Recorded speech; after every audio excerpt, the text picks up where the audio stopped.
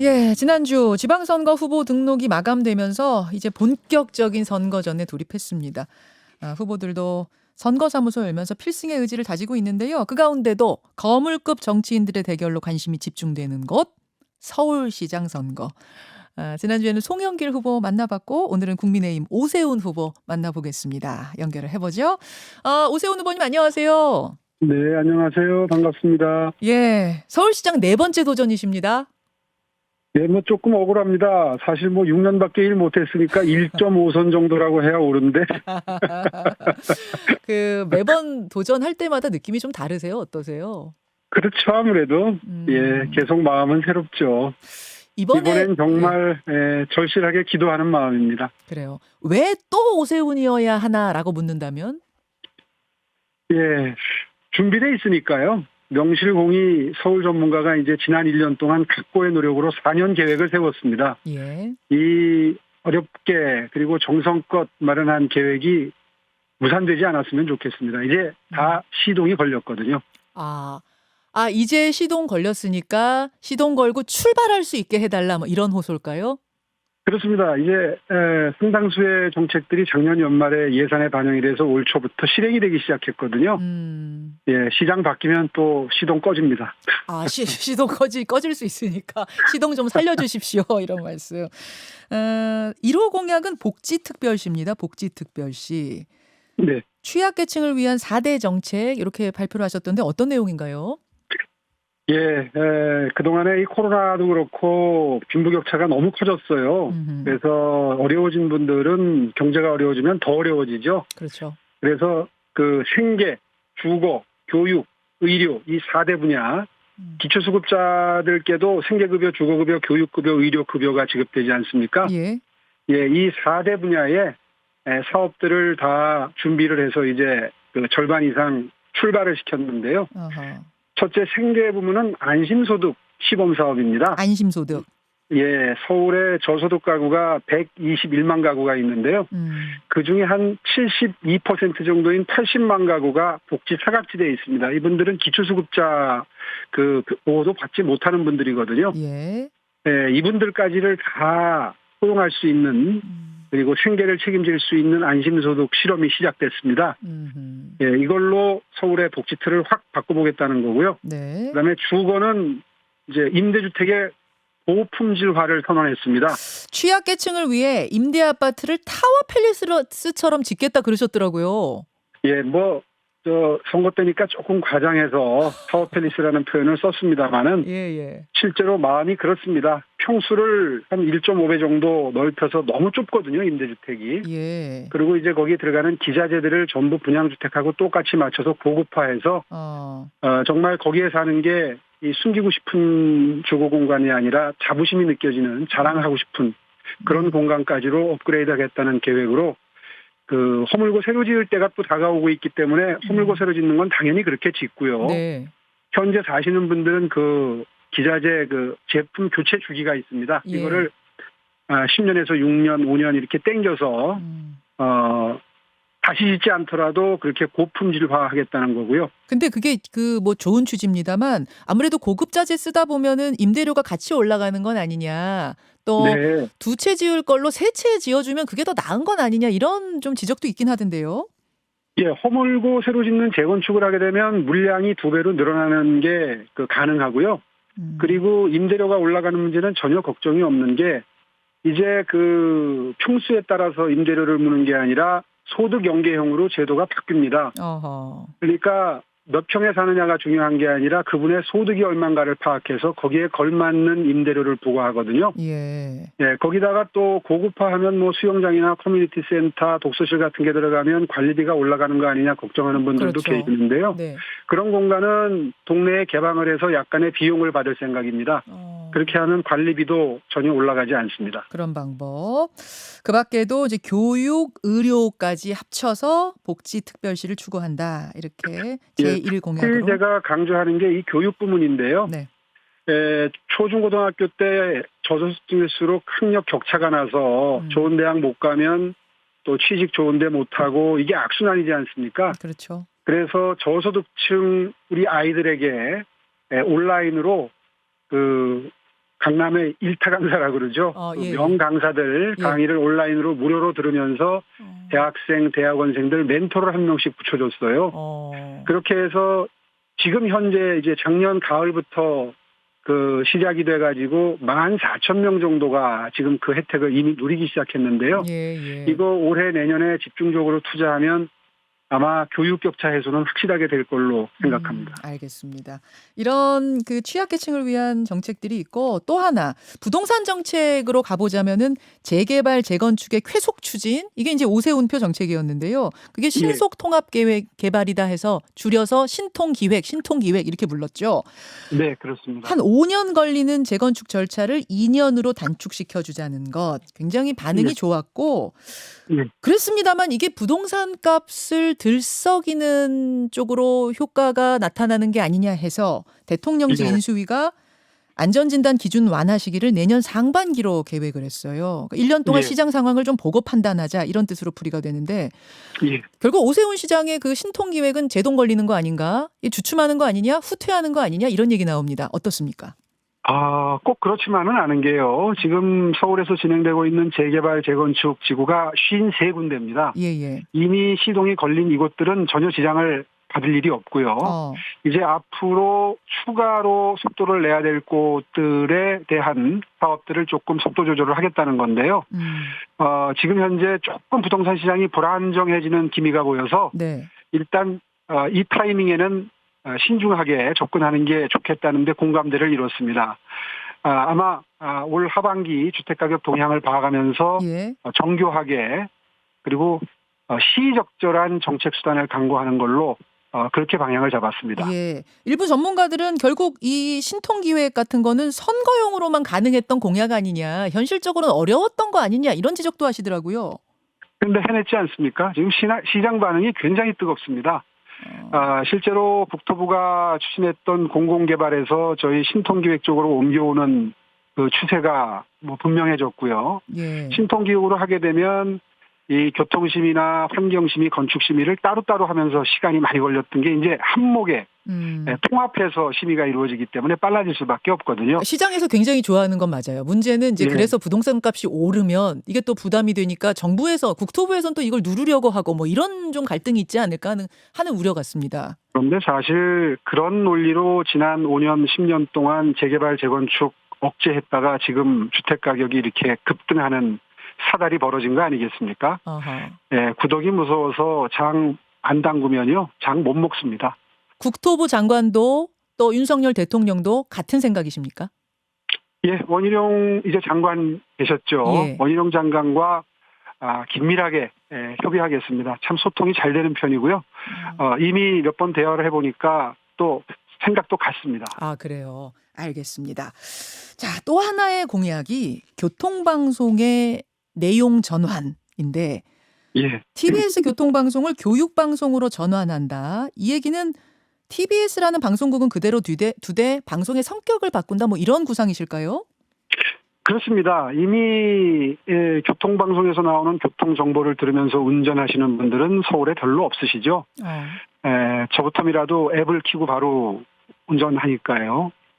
그런데 필요성이 굉장히 긴급해지고 필요해지는 분야가 있습니다. 그게 이제 평생교육과 교양 분야인데요. 4차 산업혁명이 본격화되면은 인생 2모작, 3모작 계속 이렇게 직업을 조금씩 바꿔가면서 생계수단을 마련해야 되는 분들 숫자가 급증하거든요. 이렇게 되면 재교육, 평생교육이 굉장히 중요해지는데 그런 기능을 이 인터넷과 융합해서 하게 되면 굉장히 시너지 효과가 날 게 분명하고요. 그런 의미에서 이 방송 내용의 또 기능의 변화를 추구해야 될 타이밍이라고 봅니다. EBS가 이미 뭐 그런 역할들을 좀 하고 있지는 않습니까? 물론이죠. 하고 있지만 서울에서는 그 직업교육과 관련해서 이미 평생교육 시스템이 마련이 돼서 작동하고 있는데요. 이게 방송과 인터넷, 온라인 공간으로 연결이 되면 훨씬 더 교육이 원활해지죠. 용이해지고 그런 관점에서 시의회가 새로 구성되면 이게 조례를 바꿔야 되는 상황이기 때문에 시의회가 새로 구성이 되면 본격적으로 논의를 시작할 생각입니다. 송영길 후보는 이제 이 부분에 대해서 TBS를 관제방송으로 회귀시키려는 퇴행적 발상이다. 방송 장악을 노고라 하는 거 아니냐 이렇게 비판을 하셨더라고요. 어떻습니까? 예, 예상됐던 반응인데요. 틀렸습니다. 왜냐하면 이제 그 TBS의 사장님 임기가 조만간 만료가 됩니다. 그러면 차라리 제가 그런 의도라면 네. 저하고 뜻을 같이 하는 분을 사장님으로 선임될 수 있도록 해서 오히려 서울시의 홍보수단으로 쓰는 게 가능합니다. 그런데 그걸 포기하고 지금 방송 기능을 바꾸겠다고 하는 건데 과연 그런 뜻일까요? 선거 때니까 가능한 터무니없는 공세다. 저는 그렇게 생각합니다. 방송 장악을 하려고 쳤으면은 다음 사장을 마음에 드는 사람으로 임명을 해서 정치적인 내용을 계속 다루면 됐을 것이다. 그 말씀이세요. 훨씬 도움되지 않겠습니까? 아니 근데 지금 말씀하신 이런 공약들 이행을 하려면은 시의회가 오케이를 해야 됩니다. 그렇습니다. 시의회 과반수 이상이 안 되면 불가능합니다. 지금 시의회는 민주당이 절대 다수입니다. 106석 중에 한 96석이 민주당 아닌가요?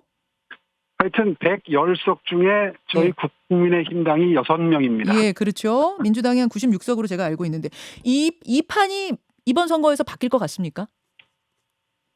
정말 절실하게 희망하고 있습니다. 목표는 어느 정도 잡고 계세요? 국민의힘에서. 과반수만 넘기면 정말 좋겠고요. 욕심을 좀 부리자면 과반수 더하기 한 10석 정도만 만들어 주시면 이미 세운 서울 비전 2030 계획이 4대 분야 20개 핵심 사업 70개 단위 사업이 있는데요. 정말 힘차게 추진할 수 있습니다. 알겠습니다. 경쟁자 송영길 후보 얘기를 좀 해보죠. 송영길 후보가 지자체장 중에 유일하게 국무회의 들어가는 사람은 서울시장인데 야당 시장이 들어가서 윤석열 정부의 견제 역할을 해야 된다. 매기 역할, 백신 역할 해야 된다. 그러니까 송영길 후보 뽑아주십시오. 지난주에 그렇게 말씀하셨거든요. 어떻게 생각하세요? 그런 말씀을 자주 하시는데요. 그래서 걱정입니다. 그래서 이번 선거는 정치시장 대 민생시장의 대결이다. 저는 이렇게 그 구도를 보고 있는데요. 어떤 부분이 걱정이실까요? 사실 누군가의 잘못 가고 있는 길을 설득해서 바꾸는 건 설득력입니다. 공개적으로 그 갈등을 만들고 시끄럽게 정치 이슈화하는 것이 그 방법이 아니라 조곤조곤 설득하는 능력인데요. 네. 제가 남다른 재주가 좀 있습니다. 어떤 다른 생각을 하시는 분 만나서 조곤조곤 이야기해서 기분 상하지 않게 바꿀 수 있도록 하는 재주가 좀 있거든요. 오히려 그런 능력이 잘못 가고 있는 정부의 방향을 바꾸는 데 도움이 되는 것이지 국무회의에 들어가서 갈등적으로 이야기하는 것이 과연 문제 해결에 도움이 될까 아마 조금만 생각해봐도 금방 아실 테고요. 그거는 결국 쇼잉하면서 자기 정치하겠다는 뜻밖에 되지 않습니다. 서울시장 자리는 일하는 자리지 갈등을 즐기고 정치 이슈화하고 시끄럽게 보는 자리 아니거든요. 지난 1년 동안 저 일하는데 시끄러운 소리 나는 거 보셨습니까? 근데 송영길 대표님도 이렇게 조곤조곤 말씀 좀 잘 하시진 않나요? 예, 그분 아주 좋은 분이고요. 그리고 설득력도 있는 분인데 이번에 서울시장의 역할을 국무회의에 들어가서 매기 역할을 하는 걸로 자꾸 말씀을 하셔서 그거는 좀 과한 것 아닌가 하는 말씀을 드리는 겁니다. 알겠습니다. 저도 이번 1년 동안 중앙정부의 주택정책이나 이런 거에 대해서 국무회의에 들어가서 몇 번 건의도 하고 제안도 드렸는데요. 국무위원들이 벌떼처럼 일어나서 반대하고 그러는 바람에 관철된 건 하나도 없습니다. 윤석열 정부, 윤석열 대통령이 가는 방향이 좀 아니다 싶은 상황이 발생하면은 매기 역할도 하실 생각 있으세요? 견제 제대로 하실 수 있습니까? 그 역할이라면 제가 아마 훨씬 더 효율적으로 잘할 겁니다. 그렇습니까? 아무래도 먼 팀이니까 같은 팀이니까 쓴소리하기 쉽지 않지 않나요? 그렇지 않죠. 진심을 담아서 성공하기를 바라는 사람이 논리적으로 그리고 현장의 목소리는 이렇습니다 하고 말씀을 드리는 게 훨씬 더 마음을 움직일 수 있는 거죠. 알겠습니다. 오세훈 서울시장 후보 지금 만나고 있습니다. 여론조사 보면은요. 오세훈 후보가 훨씬 우세합니다. 그런데 대선에서 0.73%포인트 차이로 패배한 이재명 후보가 출격을 하면서 수도권 전반을 견인한다. 이런 전략이 지금 민주당에 있고 한 2주만 봐라. 2주 후면 상황이 달라질 거다. 이렇게 얘기하세요. 어떻게 보십니까? 예, 그렇게 될 수도 있죠. 그건 뭐 지켜봐야 될 부분이고요. 저 역시도 지금 서울에서 벌어져 있는 지지율 격차가 그대로 유지된 상태에서 투표날까지 갈 거라고는 보지 않습니다. 아마 한 3% 내지 5% 격차 범위 내로 들어가서 확빙의 승부가 될 거라고 저도 봅니다. 잠깐만요, 시장님. 지금 상당히 차이가 오차범위 밖에서 벌어져 있는데 3에서 5%까지 줄어들 거라고 오히려 보세요? 네, 저는 그렇게 봅니다. 그럼 이재명 후보가 지금 뛰어들어서 수도권 선거 돕는 것이 좀 효과가 있을 거라고 보시는 거예요? 이재명 후보가 뛰어든 게 예. 역효과가 날지 순기능일지 그거는 지켜봐야 되겠지만 지난 대통령 선거 때하고 투표율을 비교하면 20%포인트 낮아지거든요. 보통 지방선거는 60%가 채 안 됩니다. 예. 거기에 이제 진 쪽은 박탈감이나 상실감 때문에 결집할 거고요. 이긴 쪽은 아무래도 조금 긴장이 떨어지겠죠. 이제 그렇게 되면 두 자릿수 벌어졌던 지지율 격차라도 아마 5%, 3% 안으로 들어온다는 게 산술적으로 충분히 예견되는 상황입니다. 지금 괜히 그래서 예. 약간 전략적으로 지금 그냥 이렇게 좀 약한 척 하시는 거 아니냐 이런 문자도 들어오는데. 그렇지 않습니다. 지난 대선 때도 한 10%포인트 이상 벌어질 거다 이렇게 예측을 했었는데 결국 차이는 1% 이내로 들어오지 않았었습니까? 그렇죠. 예, 이번에도 절대 안심할 수 없고요. 꼭 투표에 참여하셔서 서울시가 계속 뛸 수 있도록 도와주시면 좋겠습니다. 이재명 후보가요, 어제 선거운동 현장에서 이런 말을 했습니다. 오세훈 시장 하면 세금 둥둥선밖에 생각이 안 난다.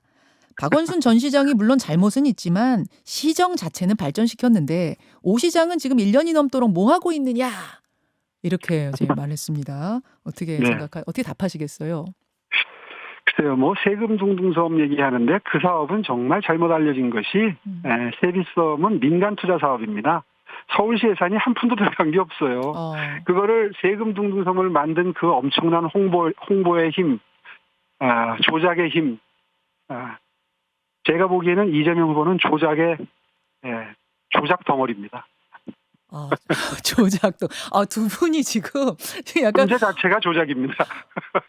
뭐라고 하셨어요? 존재 자체가 조작이고요. 조작의 화신입니다. 아니 세상에 대장동 사업이라는 게 그렇지 않습니까? 그 아주 싼 값에 땅을 수용했어요. 그리고 아주 비싸게 분양할 수 있도록 조치를 했습니다. 시장으로서. 그리고 임대주택도 많이 집어넣어야 되는데 10% 최소한만 집어넣도록 설계를 했어요. 그렇게 해서 누군가 엄청나게 돈을 벌도록 해줬어요. 그분들이 돈 번 분들이 다 본인 측근들입니다. 계속 정치를 함께 도와줬던 분들이고요. 그런데 대장동 사업의 본체가 국민의힘이다. 이렇게 주장을 하면서 지금 대선을 치르셨습니다. 예. 그 모습 보면서 참 그 적반하장의 모습이 저분은 정말 조작의 화신이다. 이렇게 생각했던 적이 한두 번이 아닙니다. 지금 이제 오세훈 대 송영길의 구도가 오세훈 대 이재명까지 확장이 되는 느낌인데 이번 이제 서울시장 당선되면 그다음 목표는 대선 맞나요? 그런 질문들 종종 받는데요. 네. 정말 사치스러운 생각이라고 저는 생각합니다. 사치? 예, 왜 그러냐 하면 그 자리는 흔히들 하늘이 내리는 자리다 이렇게 얘기하잖아요. 네네. 그 속뜻은 사실은 민심이 불러내야 되는 자리다. 이런 뜻이라고 저는 해석을 합니다. 한 정치인이 혹은 대선에 출마한 사람이 한평생 어떤 인생을 살아왔는가, 또 정치인으로서는 어떤 업적을 가지고 있는가, 이런 걸 지켜보시고 민심이 불러내야 되는 자리인데요. 네. 그런 자리에 대해서 무슨 도전을 한다 안 한다 이런 표현은 저는 표현 자체가 맞지 않다고 생각하고요. 네. 그런 의미에서 지금 현 시점에서 이제 1.5선 지나서 2.5선 도전하는 상태에서 그런 말씀은 사치도 보통 사치가 아니다. 그렇게 생각합니다. 민심이 불러내면 그때 나오실 수 있습니까? 일을 잘 했을 때 그런 상황이 될 수도 있겠죠. 서울이라는 도시를 이렇게 지금 많이 제 기준으로 보면 정체 상태가 너무 오래 지속됐거든요. 이런 서울을 바꿔내는 작업이 결코 쉬운 작업은 아닐 텐데요. 정말 열심히 한번 뛰어보겠습니다. 알겠습니다. 오늘 여기까지 말씀 듣도록 하죠. 오세훈 서울시장님 고맙습니다. 예, 감사합니다. 국민의힘 서울시장 후보 오세훈 시장이었습니다. 김현정의 뉴스쇼는 청취자 여러분의 참여로 이루어집니다. 트위터, 페이스북, 레인보우 게시판, 그리고 단문 50원, 장문 100원의 유료 문자 샵 1212, 우물정 1212 통해 참여하실 수 있습니다. 김현정의 뉴스쇼, 여러분과 함께 만듭니다.